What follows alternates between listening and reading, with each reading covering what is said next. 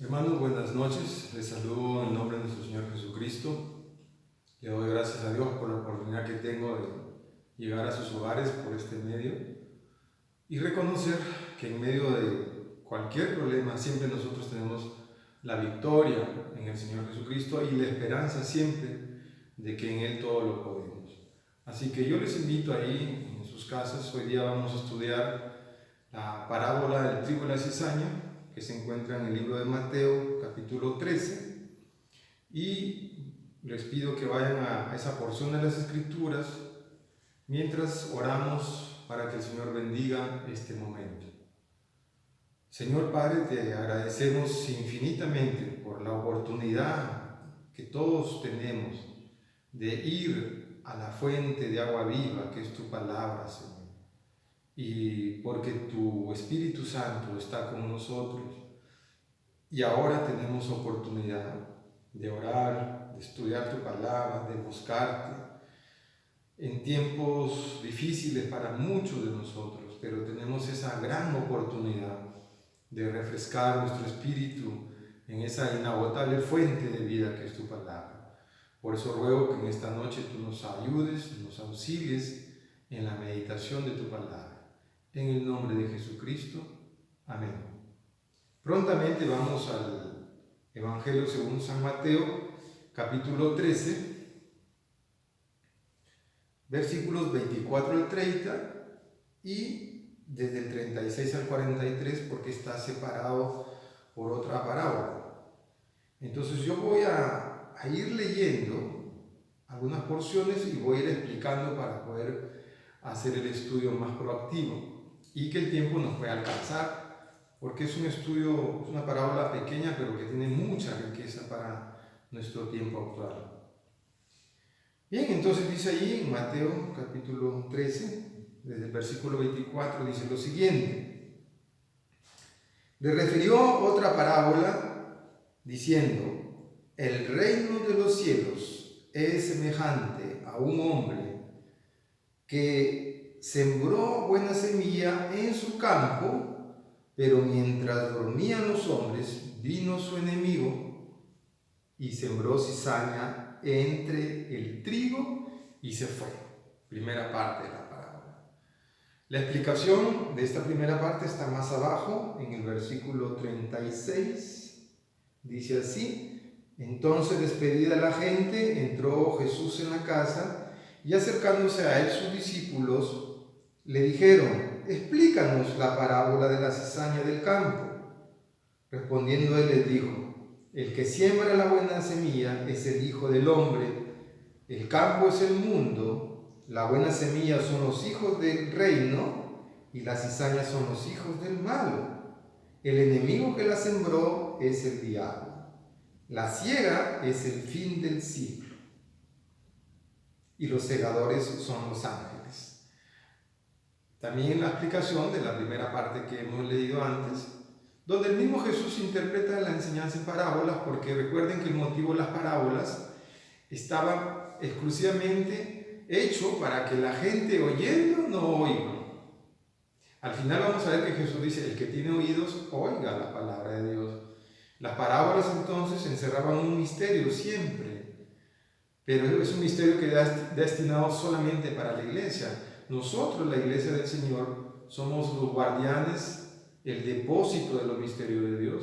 Y justamente Jesús, cuando quería hablar más de ese misterio, llamaba aparte a sus hijos y les explicaba las parábolas, mientras que los otros que habían escuchado no comprendían las parábolas. Y eso porque Dios tuvo la intención de hacer las cosas así. Él tiene una predilección por sus pueblos y tiene una mirada lejana para aquellos que lo han rechazado o que no quieren seguirlo. Ese es el amor de Dios, especial su cuidado para el pueblo. Aunque Él sale a llamar a todos, Él tiene un especial cuidado con aquellos que buscan escuchar su palabra. La salvación, por lo tanto, consiste en aquellos que desean seguir al Señor. Y por eso nosotros de continuo nos esforzamos en que la palabra de Dios llegue a la mayor cantidad de gente, pero obviamente todos no se salvarán. Es la realidad, no todos se salvarán, pero es un tema donde cada uno decide si se salva o no se salva. Entonces, esta parábola que no hace otra cosa que hablar del reino de los cielos, que es el gran tema que venimos estudiando, empieza diciendo, el reino de los cielos es semejante a esta historia que les voy a contar. ¿Qué quiere decir? Que una semejanza es una aproximación de lo que sucederá o acontecerá en un determinado tiempo. Así que luego de que Jesucristo se fuera de la tierra, iban a acontecer una serie de sucesos que van a ser de acuerdo a la enseñanza de las parábolas, de acuerdo a lo que Jesús dijo en varios pasajes de lo que sus discípulos pudieron anotar. Pues aquí está diciendo, se parece a, quiere decir que la iglesia va a entrar en un periodo donde acontecerán hechos que están aquí descritos. Por eso empieza diciendo, es semejante a el reino de los cielos. Y curiosamente esta parábola se la dijo antes de morir en la cruz. Y luego cuando Él resucita y se aparece ya a los apóstoles durante los 40 días, vemos que en Hechos 1:6 como que vuelven a preguntarle sobre el tema del reino de los cielos. Ya se los había explicado en muchas parábolas antes de morir, y como que ellos se habían olvidado, como que si no valió la pena la explicación que Jesús dio de esta parábola. Y en Hechos 1:6 le vuelven a preguntar, Señor, ¿y cuándo restablecerás tu reino? Era una pregunta inquietante para ellos, muy importante que Jesús se la resolviera, porque ellos vivían en la expectativa de que el Mesías establecería su reino en una única venida. Pero lo que no lograron ver los judíos de ese tiempo es que Jesús iba a venir 2 veces. La primera vez para marcar el inicio de su reino con la instalación de la iglesia, y una segunda vez para gobernar totalmente sobre la tierra. Así que para los judíos era una única vez. Cristo nos ha enseñado que son 2 veces. Y ellos preguntaban porque el reino a los judíos se les había quitado desde el año 580 aproximadamente antes de Cristo, cuando el reino de Dios, el reino de Israel ya se había dividido en el reino de Judá hacia el sur y el reino de Israel hacia el norte. El reino de Judá era la sucesión del reino de David, pero después de la muerte de Salomón se divide este imperio, este gran imperio se divide y queda abajo el reino de Judá, de donde viene el nombre de judíos. Pues ese reino de los judíos, que era de Judá y Benjamín, de 2 tribus solamente, es conquistado por Nabucodonosor y el reino es quitado a Sedequías, el último heredero davídico. Y desde ahí se quiebra el reino de Dios, ¿no? Y en Ezequiel, en el capítulo 21, nos muestra de que, profetizando a Ezequiel, nos muestra que el reino se restituiría con el Mesías. Y luego por eso vemos también en Hechos capítulo 2, que el Pedro empieza a explicar de que ese Mesías, ese rey, era Jesucristo que había venido a restaurar el reino. Así que los judíos entendían bien que el reino se tenía que instalar en la tierra, pero no a la primera venida, sino que va a instalarse en la segunda venida. Y el reino de Dios es un reino físico. Tenemos que comprender que es un reino que se va a instalar en la tierra. Muchos piensan que la tierra será destruida, que la tierra será totalmente constreñida y que nosotros nos iremos a un gobierno espiritual. Pero todas las escrituras enseñan lo contrario. Siempre la intención del reino ha sido instalarse en la tierra. Nosotros queremos irnos a los cielos y Jesús quiere venir a la tierra. Él va a venir a reinar en un reino físico. Todas las escrituras apuntan que Él viene a reinar. Y la concepción de los judíos era cierta, pero se equivocaron en la cantidad de la venida del Mesías. El Mesías se va a instalar en la tierra, va a instalar su reino en su segunda venida. Nosotros vamos a reinar con Él en su segunda venida. Así que la idea de que el reino se va a instalar en la tierra es real. Pero antes de que se instale sucederán algunas cosas. Y aquí está una de las cosas que sucederán durante y antes de la instalación del reino. Y esa cosa de la que presenta aquí la parábola es que la iglesia sufrirá una contaminación. La iglesia se verá mezclada con una falsa iglesia. Y la iglesia verdadera será avergonzada muchas veces por esta iglesia falsa. La iglesia verdadera sufrirá tropiezos, hostilidad durante toda esta historia, porque Dios así lo ha permitido, y vamos a ver por qué es el propósito de Jesús es ese.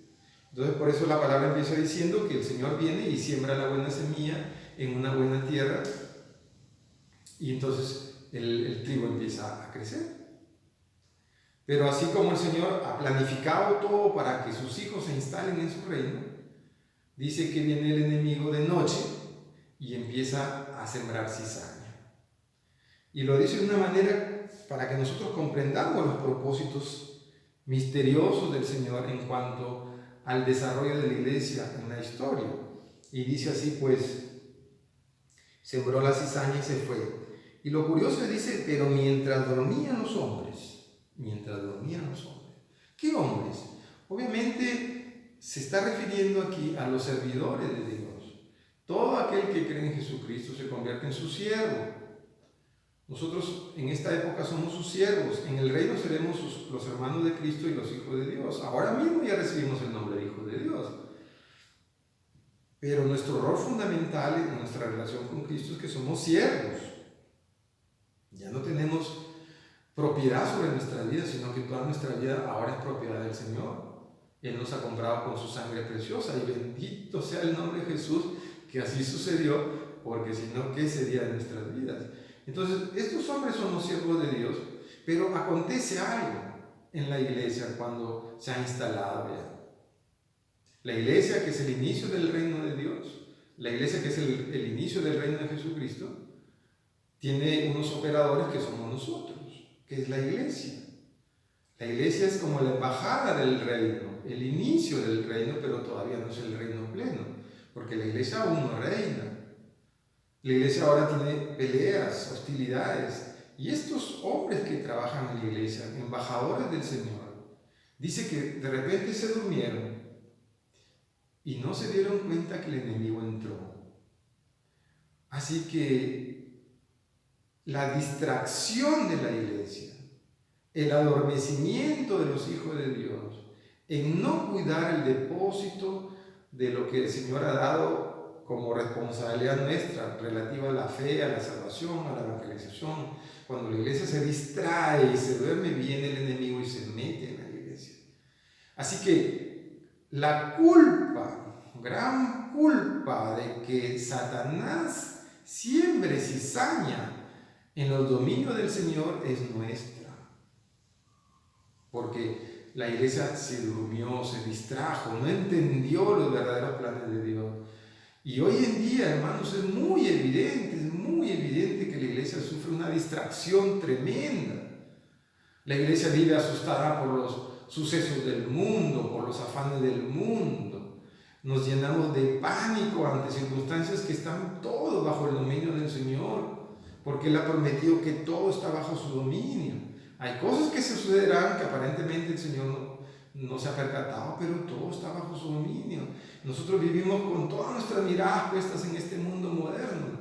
Somos esclavos y dependientes de tantas cosas de la modernidad. Y yo estoy seguro que en esta época de la iglesia nosotros estamos expuestos como nunca antes a fracasar en nuestro andar, porque la distracción es tremenda. Me da mucha tristeza que muchos jóvenes en nuestros tiempos, en nuestras iglesias, y mucho peor los que no conocen a Cristo, están totalmente absortos en el sistema, en este sistema moderno, en esta era que ya se viene, que es la era de la inteligencia artificial. Han pasado muchas eras donde la iglesia ha estado expuesta, pero esta era nueva de la inteligencia artificial, de la incapacidad del ser humano de defenderse de las enfermedades, es una época tremenda, peligrosísima para los hijos del Señor. Y no es otra cosa que la instalación, la plataforma para que venga el anticristo y luego para que venga el Señor. Son preparativos, vivimos preparativos de la instalación del anticristo. Entonces Satanás entra a la iglesia, se apropia de muchas doctrinas de la iglesia y la iglesia empieza a cometer errores, porque la iglesia se durmió. Satanás gobierna el mundo, lo dice el Señor Jesucristo. Gobierna los poderes de este mundo. Y la iglesia siempre ha tenido que tener una pugna contra ellos, pero la lucha más feroz, muchas veces, hermanos, es la lucha interna. Las divisiones, doctrinas equivocadas, énfasis en cosas equivocadas, énfasis en las riquezas, en el materialismo, en la prosperidad, énfasis de la iglesia en cosas que no debe hacer, meterse a la política, que hacen que la iglesia no cumpla su rol fundamental, que es el rol de representar a Cristo en la tierra. Así que por causa de nosotros es que logran meterse en la iglesia doctrinas erradas, muy equivocadas, que han hecho mucho daño a la iglesia.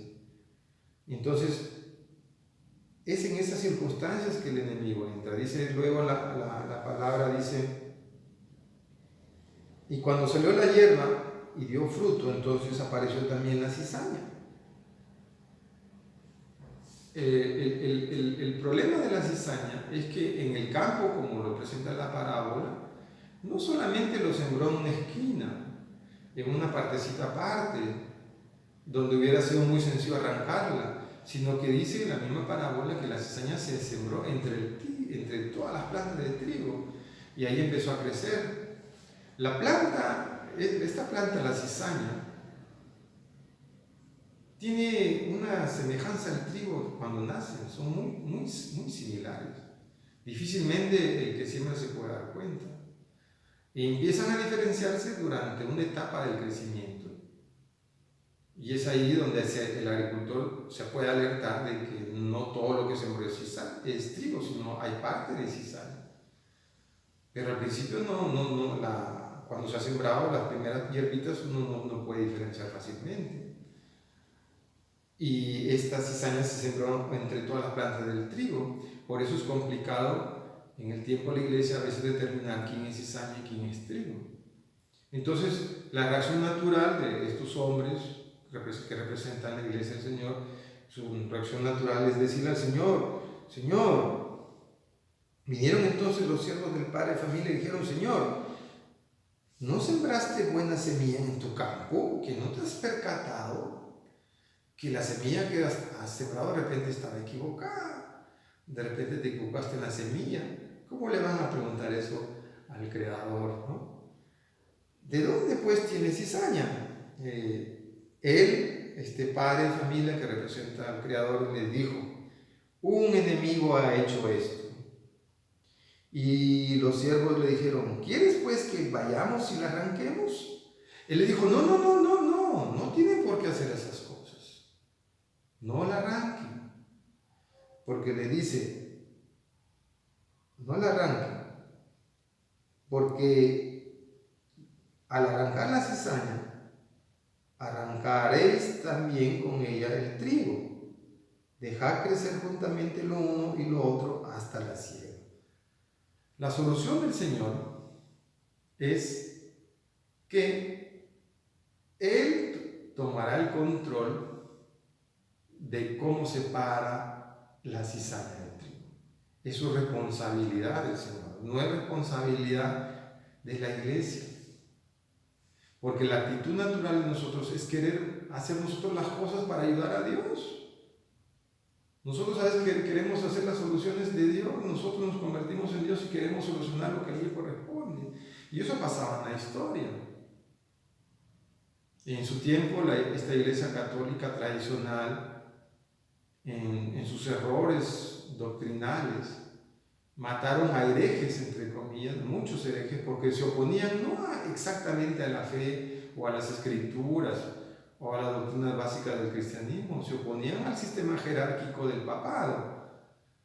Y este sistema feudal de la Edad Media, que gobernó casi 1000 años, no quería ser cuestionado por nadie. Y ellos se sentían representar a Dios. Algunos estudios dicen que mataron casi 150,000 herejes, entre comillas. Otros dicen que mataron 300,000. Últimos estudios dicen que la Inquisición llegó a matar más de 1 millón de personas. Más de 1 millón de personas asesinados porque en ese tiempo esa iglesia quiso dar soluciones humanas, supuestamente a cizañas humanas que ellos habían determinado, pero fue un error. El Señor no había enseñado eso.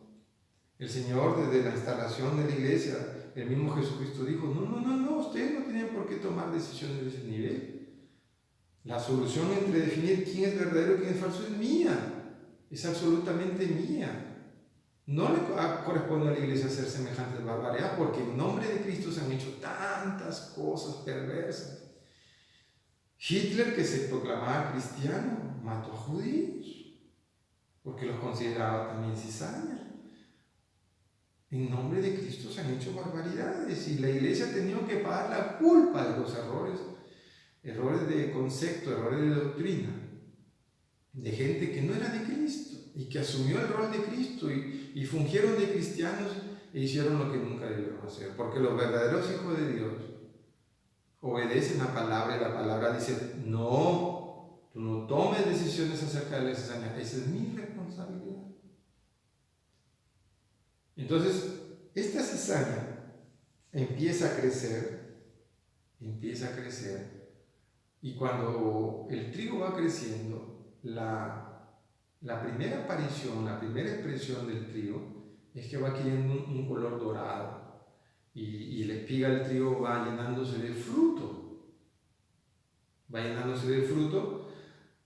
Y por el peso de su fruto, el trigo empieza a inclinarse, dándonos una enseñanza espiritual de que el creyente que lleva fruto es un creyente sometido al señorío de Dios. Mientras que la cizaña, cuando empieza a crecer, se mantiene erguida, totalmente erguida, lleva poco fruto, es un fruto pequeño, negro que representa la oscuridad, la maldad. Él crece derecho, orgulloso. El trigo se vuelve dorado como la naturaleza de Dios y se inclina por su demasiado fruto que lleva y representa el fruto del creyente y representa la naturaleza de Dios, el color dorado. Entonces recién cuando crecen las dos plantas hay una diferencia tremenda y la diferencia está en el fruto y en el color, es decir, la diferencia se aprecia en la naturaleza del creyente. Obviamente para el Señor no va a ser difícil diferenciar entre el trigo y la cizaña en el momento que mande a sus ángeles a cortar la cizaña. Ahí está la diferencia. Otra diferencia entre el trigo y la cizaña es que el trigo echa raíces profundas, tan profundas que pueden nacer en el desierto. Por eso en Isaías 53 del Mesías se le dice que el Mesías es la raíz de la tierra seca. Y la raíz de la tierra seca es el trigo, porque puede echar raíces profundas hasta las partes donde encuentra agua a lo más profundo de la tierra. Y por eso el trigo es una semilla poderosa. Aunque su aspecto es frágil al principio, cuando empieza a enraizar, es una semilla poderosa. El Señor confía en esta semilla. Él mismo es llamado trigo y nosotros somos comparados con el trigo porque el Señor confía en el trigo. A pesar que la raíz de la cizaña empieza a robar el nutriente del terreno y empieza a quitarle la misma lluvia con la que riega el trigo, esa misma lluvia se la quita con sus raíces. A pesar de esa pelea, de ese conflicto continuo de la iglesia en nuestros tiempos y en la historia, nosotros sabemos que el trigo es resistente. El cristiano verdadero que lleva fruto es resistente a las circunstancias. Lo ha demostrado la iglesia a través de los tiempos. Y por eso el creyente tiene que tener la certeza de que nosotros, cuando el Espíritu Santo viene como semilla y entra en nuestro ser, la semilla que llevamos, una semilla poderosísima, hermanos.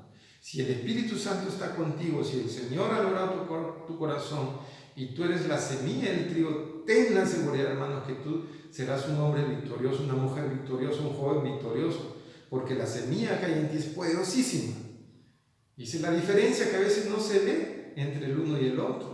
Así que lo que el Señor nos dice ya, que la iglesia soportaría en estos tiempos, serían hostilidades continuas. Pero al final el trigo va a vencer. Todo es cuestión de tiempo.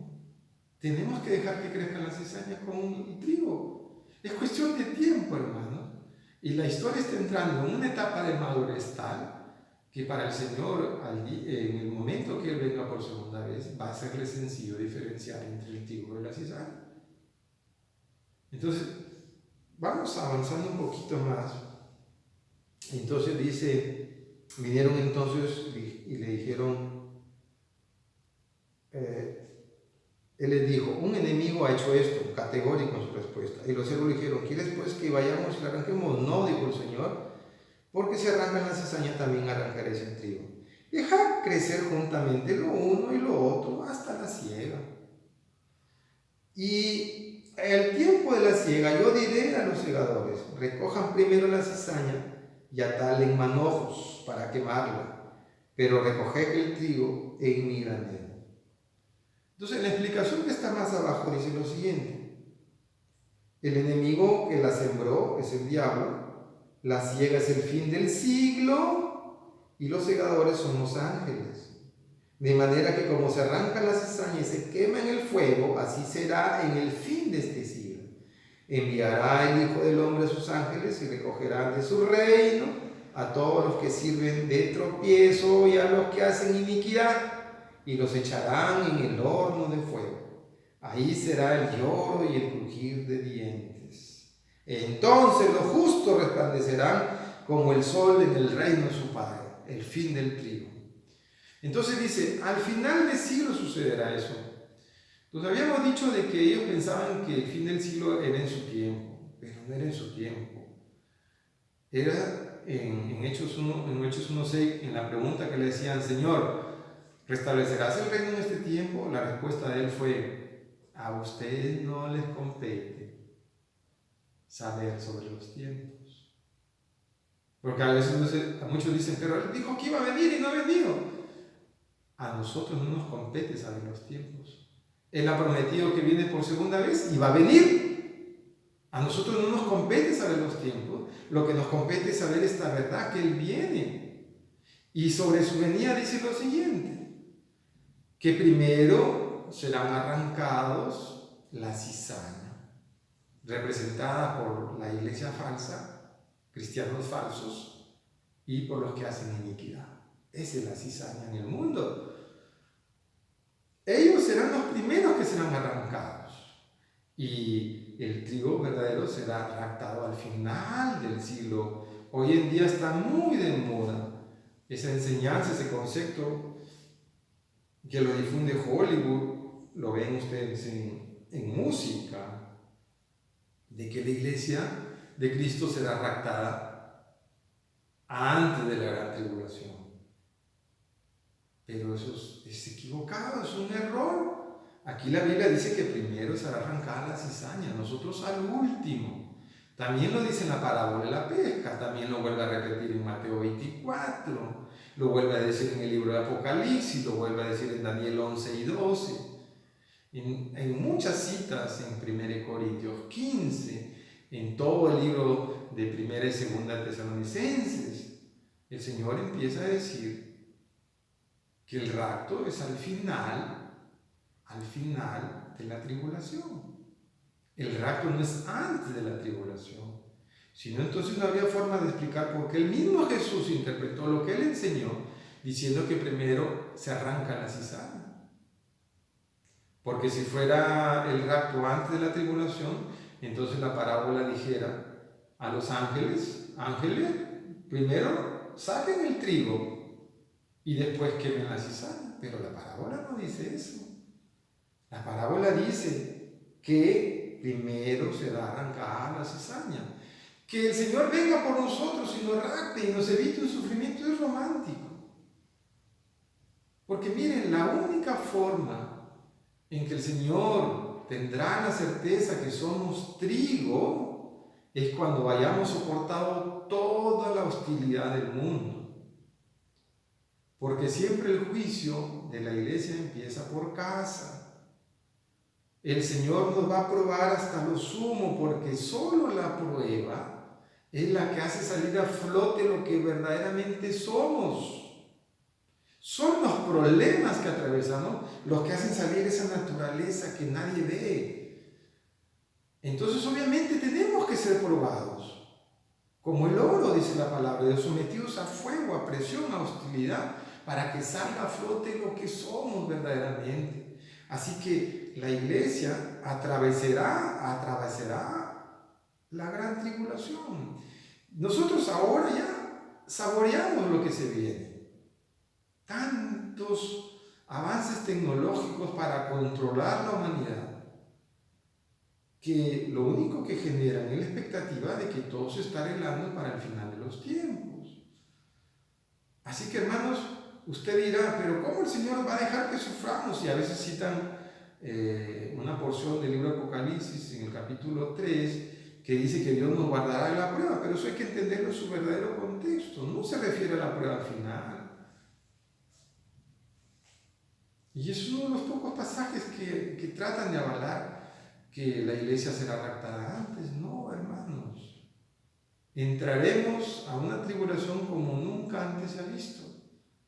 Pero nosotros seremos como este trigo. Una vez que los ángeles destruyen a los impíos, nosotros pasaremos protegidos por el Señor. Y al final de los tiempos, al fin del siglo, dice que el trigo será llevado a su granero. Gloria a Dios. Gloria a Dios. Seremos vencedores. Por eso, luego en las bodas del Cordero aparecen, ellos dicen, ¿quiénes son esos que llevan vestidos blancos? Aquellos que han salido de la gran tribulación. Vencedores. Hermanos, yo mismo como ser humano quisiera evitarme el sufrimiento de los últimos tiempos. Pero no es la voluntad de Dios. No es la voluntad de Dios. El Señor quiere probarme a mí, a ti y a todos sus verdaderos hijos para ver quiénes somos realmente. Al que resista hasta el fin, ese será salvo. Tenemos que resistir, hermano. Aliéntese, anímese, aproveche todo este tiempo que tiene para buscar de Dios, llenarse de Dios, aprender de Dios. Olvídese de la distracción de este mundo, hermanos. Que la palabra de Dios nos inste, como termina la parábola diciendo, entonces los justos resplandecerán como el sol en el reino de su Padre. El que tiene oídos para oír, oiga. Es lo mismo que le dice a las iglesias en Apocalipsis. El que tiene oídos para oír, oiga. Que el Señor les bendiga, hermanos. Que esta palabra llegue a su corazón, recapaciten, entiendan que tenemos que seguir luchando en medio de la hostilidad. Es cuestión de tiempo, de resistencia, de confiar en el poder de Jesucristo. Porque al final, hermanos, tengan la certeza que usted será un vencedor. En el nombre de